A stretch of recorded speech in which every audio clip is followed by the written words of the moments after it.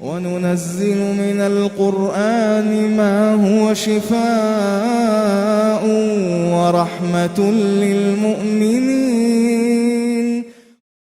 ألف لام را تلك آيات الكتاب المبين. إنا أنزلناه قرآنا عربيا لعلكم تعقلون. نحن نقص عليك أحسن القصص بما أوحينا إليك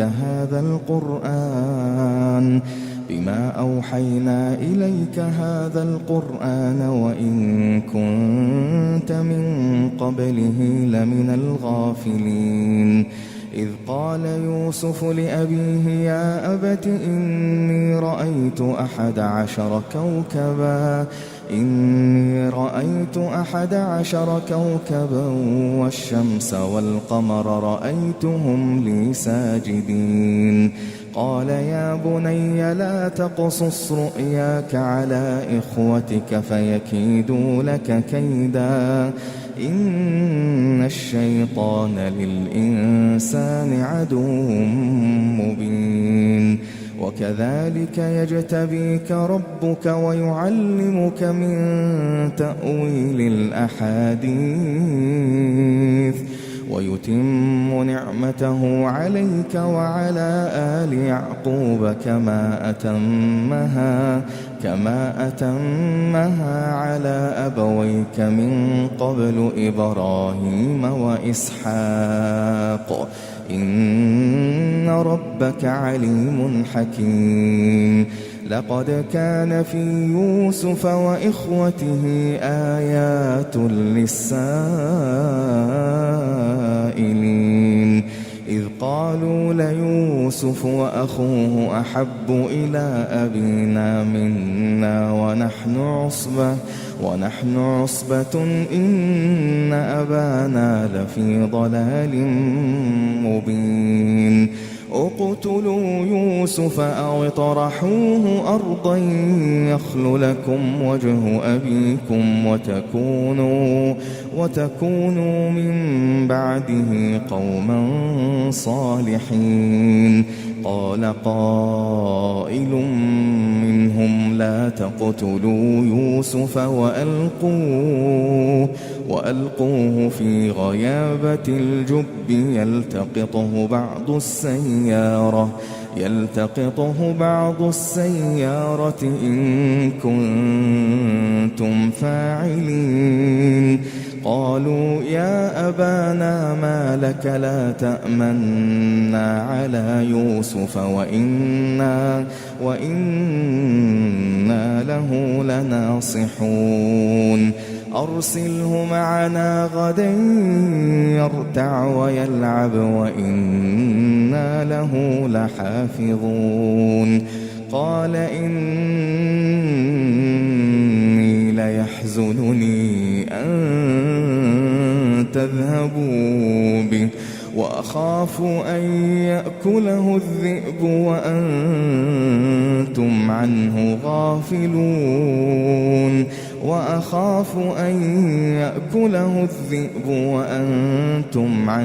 غافلون. قالوا لئن أكله الذئب ونحن عصبة إنا إذا لخاسرون. فلما ذهبوا به وأجمعوا أن يجعلوه في غيابة الجب وأوحينا إليه لتنبئنهم بأمرهم هذا وهم لا يشعرون. وجاءوا أباهم عشاء يبكون. قالوا يا أبانا إنا ذهبنا نستبق وتركنا يوسف عند متاعنا فأكله الذئب وما أنت بمؤمن لنا ولو كنا صادقين. وجاء قميصه بدم كذب قال بل سولت لكم أنفسكم أمرا فصبر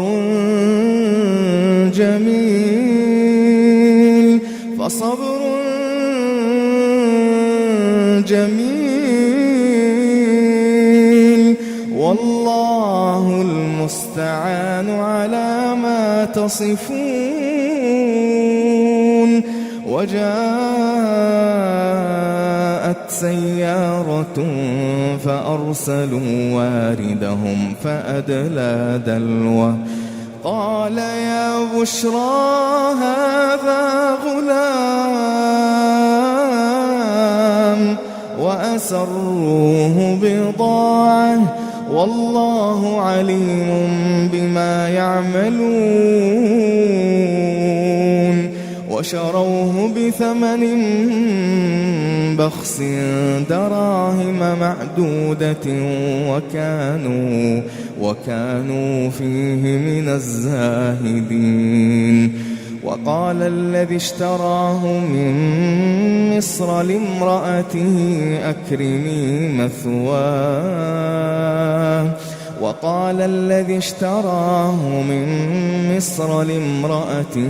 أكرمي مثواه عسى أن ينفعنا أو نتخذه ولدا. وكذلك مكنا ليوسف في الأرض ولنعلمه من تأويل الأحاديث والله غالب على أمره ولكن أكثر الناس لا يعلمون. ولما بلغ أشده آتيناه حكما وعلما وكذلك نجزي المحسنين. وراودته التي هو في بيتها عن نفسه وغلقت الأبواب وقالت هيت لك قال معاذ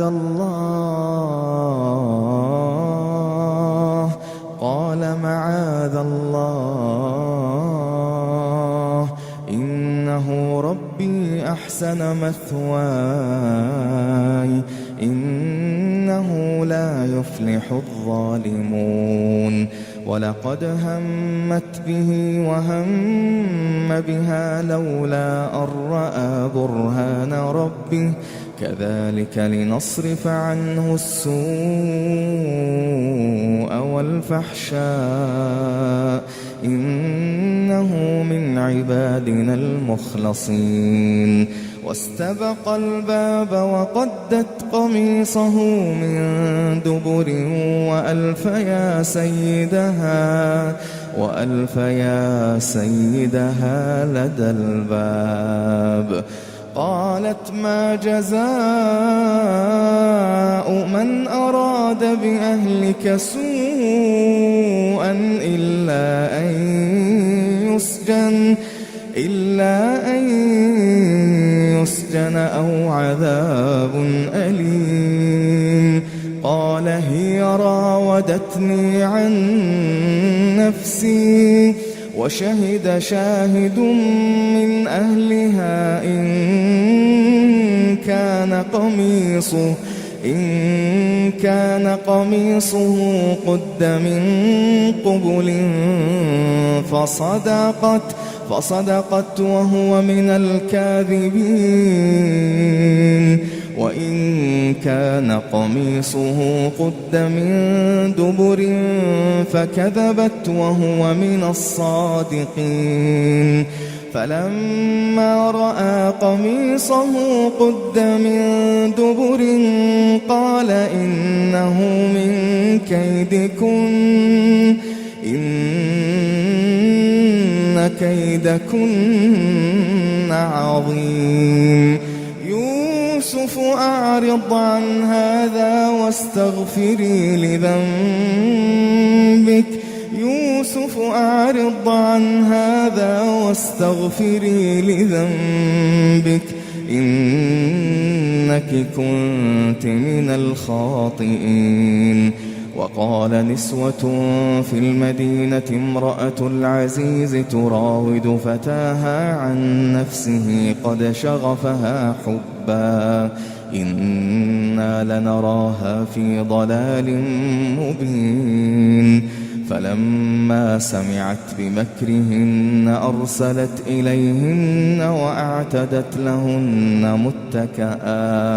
وأعتدت لهن متكأ وآتت كل واحدة منهن سكينا وقالت اخرج عليهن. فلما رأينه أكبرنه وقطعن أيديهن وقلن حاش لله ما هذا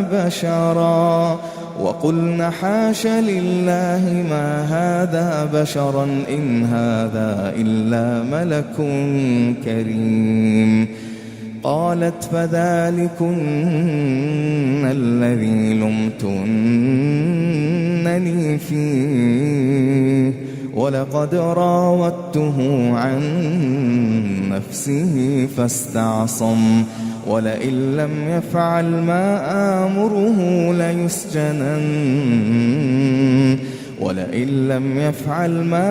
آمره ليسجنن وليكونا من الصاغرين.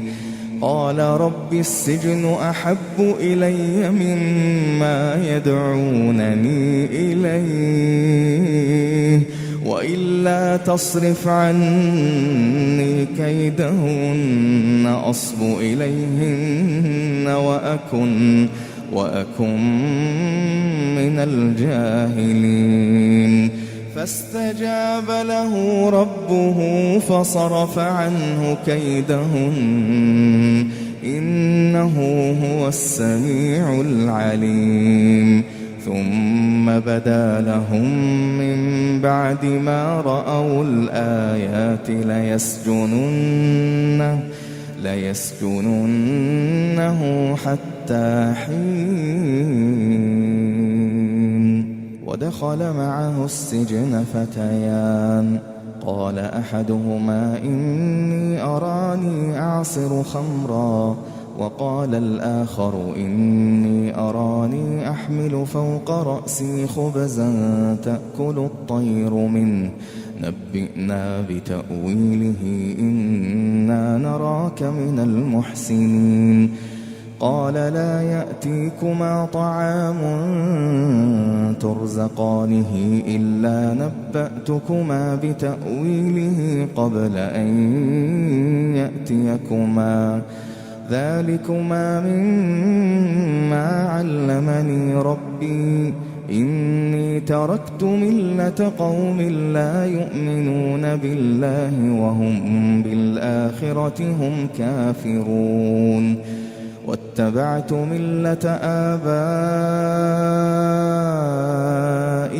إبراهيم وإسحاق ويعقوب ما كان لنا أن نشرك بالله من شيء ذلك من فضل الله علينا وعلى الناس ولكن أكثر الناس لا يشكرون.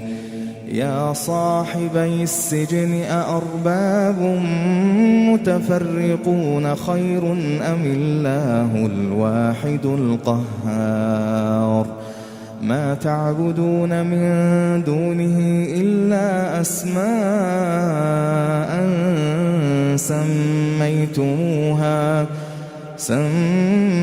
سميتموها أنتم وآباؤكم ما أنزل الله بها من سلطان إن الحكم إلا لله أمر ألا تعبدوا إلا إياه ذلك الدين القيم ولكن أكثر الناس لا يعلمون يا صاحبي السجن أما أحدكما فيسقي ربه خمرا وأما الآخر فيصلب فتأكل الطير من رأسه قضي الأمر الذي فيه تستفتيان وقال للذي ظن أنه ناج منه اذكرني عند ربك فأنساه الشيطان ذكر ربه فلبث في السجن 10 سنين وقال الملك إني أرى 7 بقرات سمان يأكلهن 7 عجاف و7 سنبلات خضر وأخر يابسات يا أيها الملأ أفتوني في رؤياي إن كنتم للرؤيا تعبرون قالوا أضغاث أحلام وما نحن بتأويل الأحلام بعالمين وقال الذي نجا منهما وادكر بعد أمة أنا أنبئكم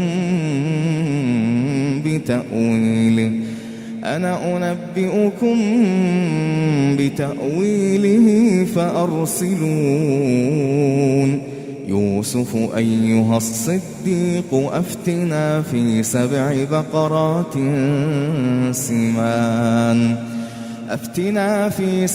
بقرات سمان يأكلهن 7 عجاف و7 سنبلات خضر وأخر يابسات لعلي أرجع إلى الناس لعلهم يعلمون قال تزرعون 7 سنين دأبا فما حصدتم فذروه في سنبله إلا قليلا مما تأكلون ثم يأتي من بعد ذلك 7 شداد يأكلن ما قدمتم لهن إلا قليلا مما تحصنون ثم يأتي من بعد ذلك عام فيه يغاث الناس وفيه يعصرون وقال الملك ائتوني به فلما جاءه الرسول قال ارجع إلى ربك فاسأله ما بال النسوة اللاتي قطعن أيديهن إن ربي بكيدهن عليم قال ما خطبكن إذ راوتن يوسف عن نفسه قلن حاش لله ما علمنا عليه من سوء قالت امرأة العزيز الآن حصحص الحق أنا راودته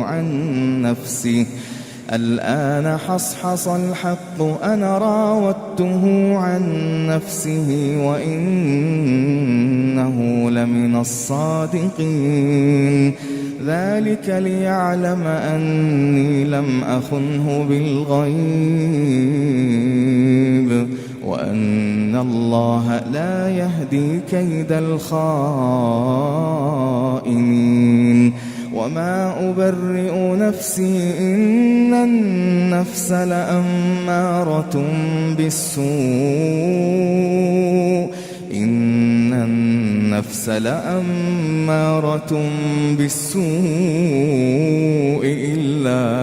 إلا ما رحم ربي إن ربي غفور رحيم.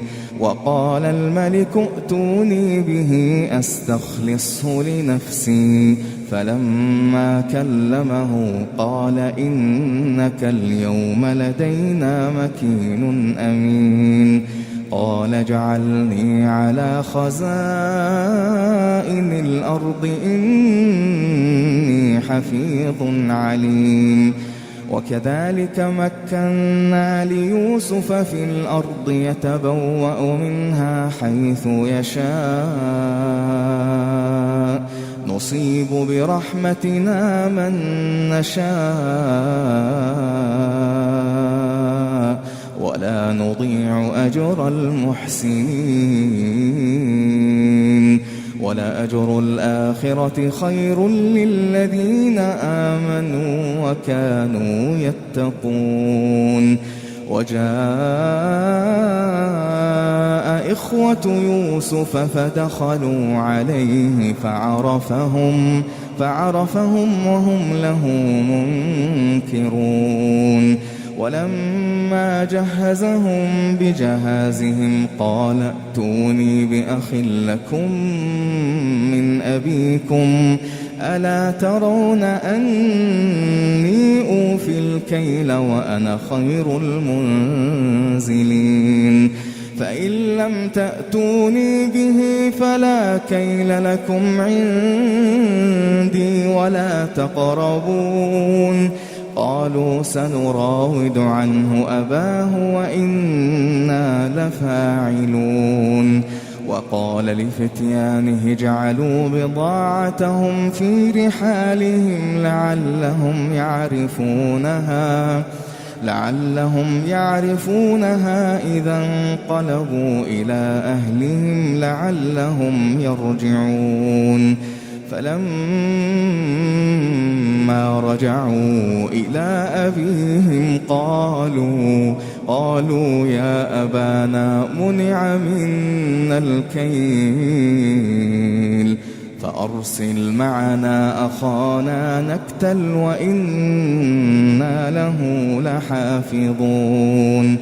قال هل آمنكم عليه إلا كما أمنتكم على أخيه من قبل فالله خير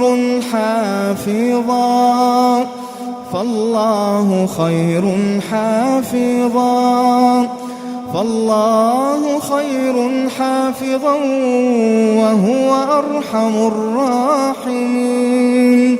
ولما فتحوا متاعهم وجدوا بضاعتهم ردت إليهم قالوا يا أبانا ما نبغي هذه بضاعتنا ردت إلينا ونمير أهلنا ونحفظ أخانا ونزداد كيل بعير ذلك كيل يسير. قال لن أرسله معكم حتى تؤتون موثقا من الله لتأتونني به إلا أن يحاط بكم. فلما آتوه موثقهم قال الله على ما نقول وكيل. وقال يا بني لا تدخلوا من باب واحد وادخلوا من أبواب متفرقة وما أغني عنكم من الله من شيء إن الحكم إلا لله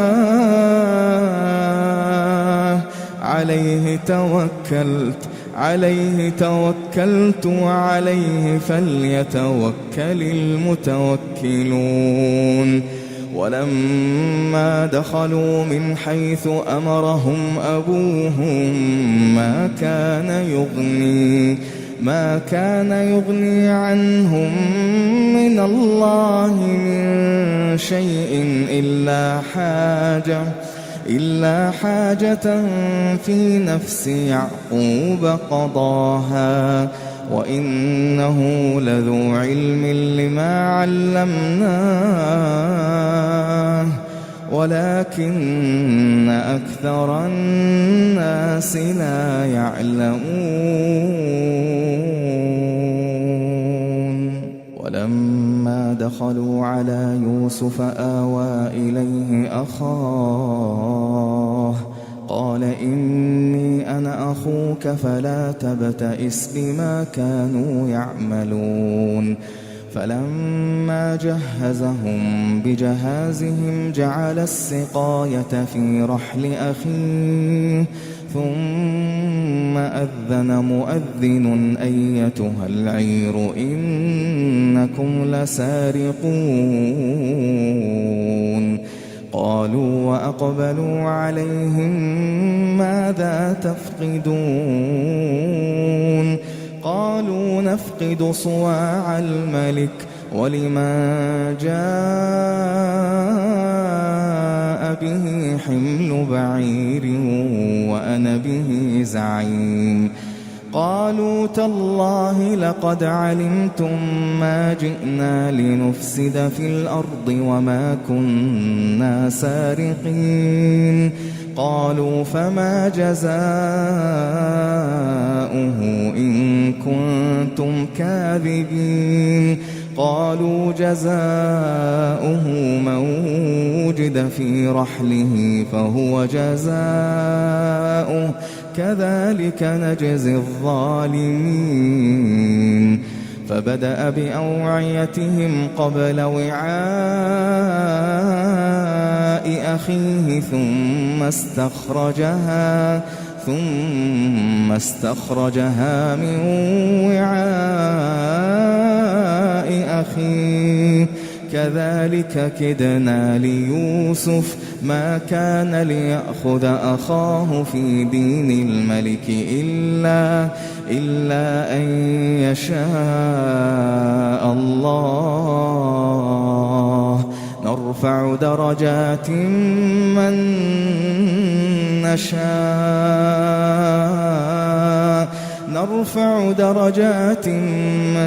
نشاء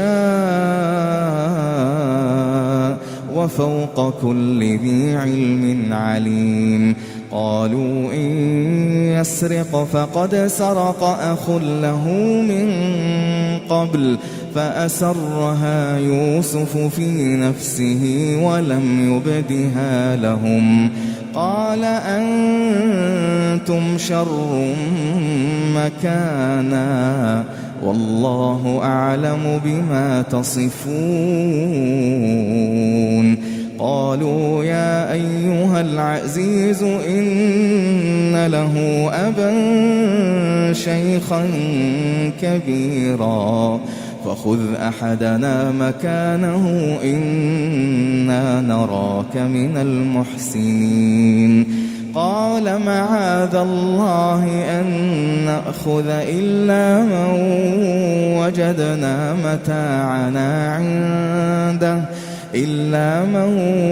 وجدنا متاعنا عنده إنا إذا لظالمون. فلما استيئسوا منه خلصوا نجيا. قال كبيرهم ألم تعلموا أن أباكم قد أخذ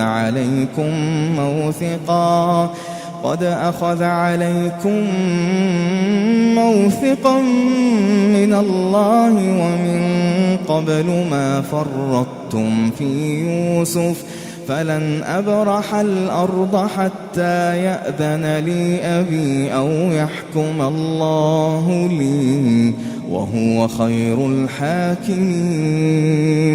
ارجعوا إلى أبيكم فقولوا يا أبانا إن ابنك سرق وما شهدنا إلا بما علمنا وما كنا للغيب حافظين.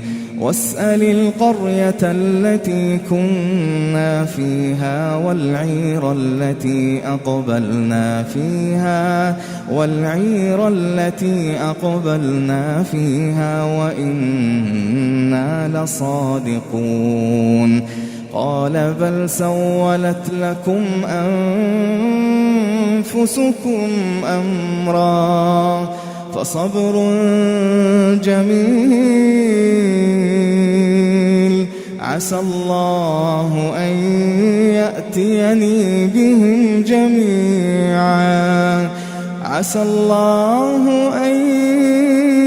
يأتيني بهم جميعا إنه هو العليم الحكيم. وتولى عنهم وقال يا أسفا على يوسف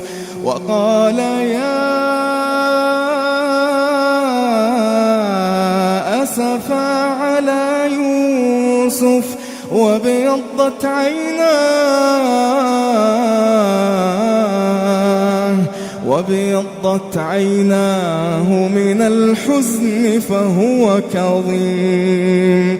قالوا تالله تفتأ تذكر يوسف حتى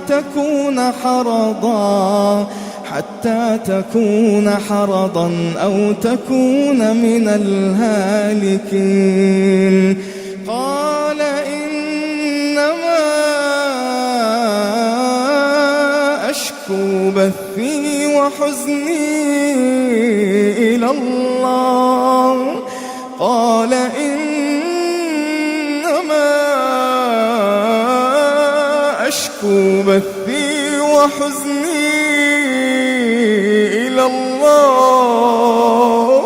وأعلم من الله ما لا تعلمون. يا بني اذهبوا فتحسسوا من يوسف وأخيه ولا تيأسوا من روح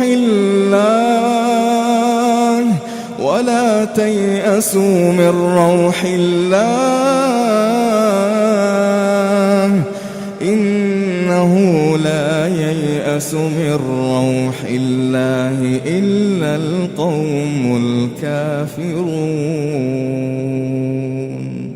فلما دخلوا عليه قالوا يا أيها العزيز مسنا وأهلنا الضر وجئنا ببضاعة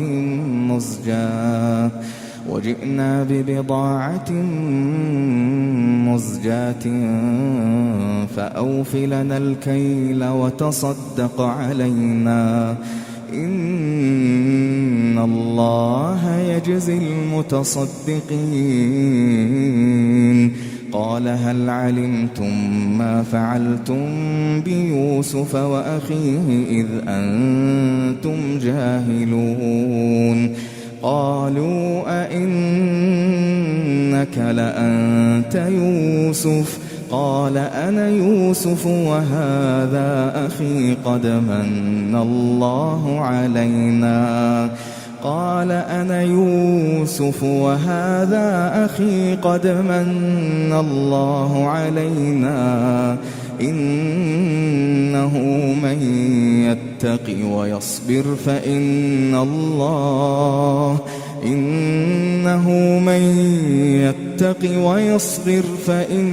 الله لا يضيع أجر المحسنين. قالوا تالله لقد آثرك الله علينا وإن كنا لخاطئين. قال لا تثريب عليكم اليوم يغفر الله لكم وهو أرحم الراحمين.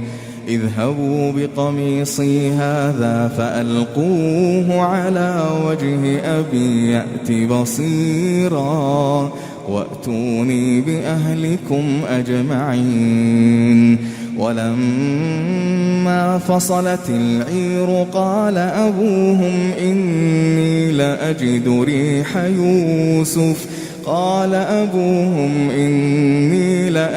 ريح يوسف لولا أن تفندون. قالوا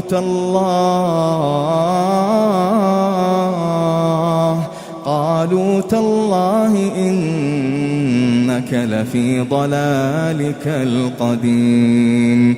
فلما أن جاء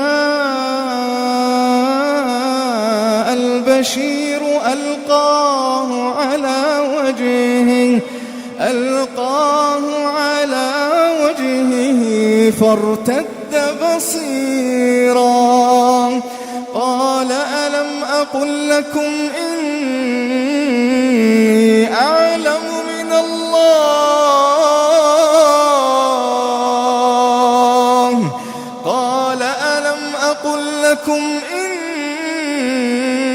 أعلم من الله ما لا تعلمون. قالوا يا أبانا استغفر لنا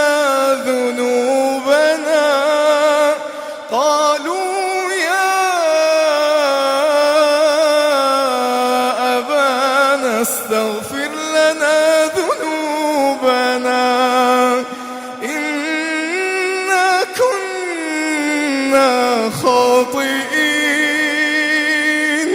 قال سوف أستغفر لكم ربي إنه هو الغفور الرحيم. فلما دخلوا على يوسف آوى إليه أبويه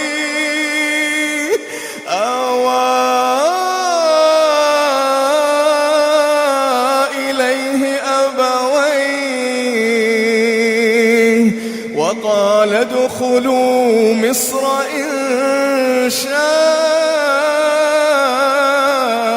الله آمنين. ورفع أبويه على العرش وخروا له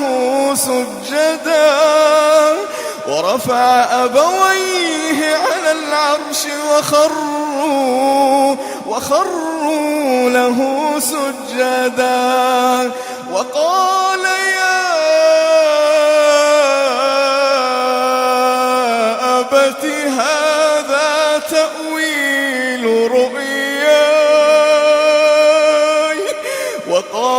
يا أبت هذا تأويل رؤياي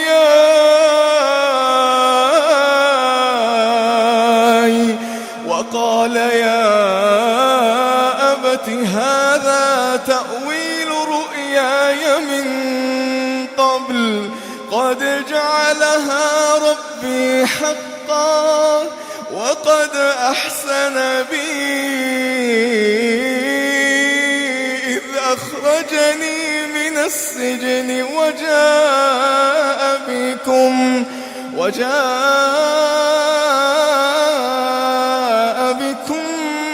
من البدو من بعد أن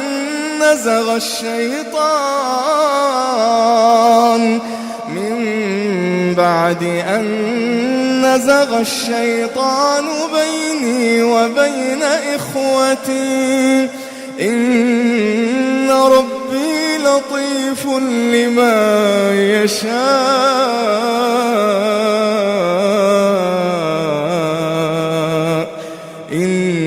إنه هو العليم الحكيم. رب قد آتيتني من الملك وعلمتني من تأويل الأحاديث فاطر السماوات والأرض أنت وليي في الدنيا الدنيا والآخرة توفني مسلما وألحقني بالصالحين. ذلك من أنباء الغيب نوحيه إليك وما كنت لديهم إذ أجمعوا أمرهم وهم يمكرون وما أكثر الناس ولو حرصت بمؤمنين وما تسألهم عليه من أجر إن هو إلا ذكر للعالمين. وكأين من آية في السماوات والأرض يمرون عليها وهم عنها معرضون وما يؤمن أكثرهم بالله إلا وهم مشركون. أفأمنوا أن تأتيهم غاشية من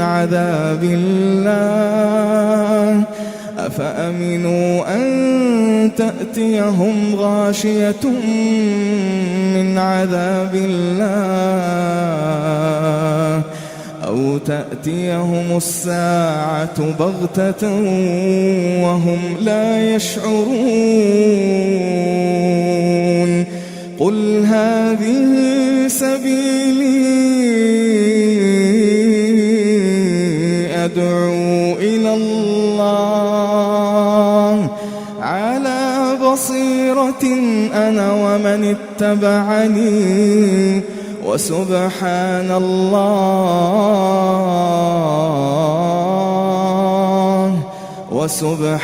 الله وما أنا من المشركين. وما أرسلنا من قبلك إلا رجالا نوحي إليهم من أهل القرى أفلم يسيروا في الأرض فينظروا كيف كان عاقبة الذين من قبلهم ولدار الآخرة خير للذين اتقوا أفلا تعقلون. حتى إذا استيأس الرسل وظنوا أنهم قد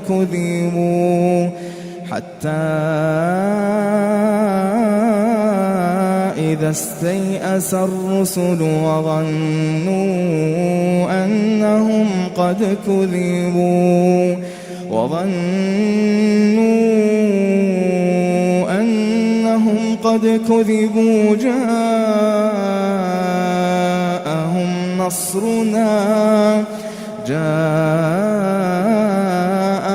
نصرنا فنجي من نشاء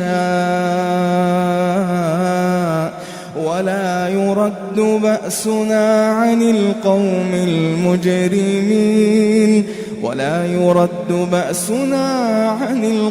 المجرمين. لقد كان في قصصهم عبرة لأولي الألباب ما كان حديثا يفترى ولكن تصديق الذي بين يديه وتفصيل كل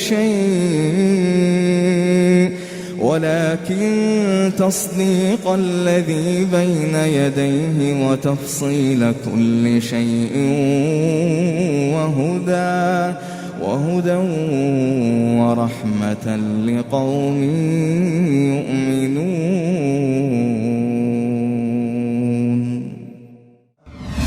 اللهم اجعلنا ممن أدرك الشهر فحاز على عظيم الثواب وجزيل الأجر.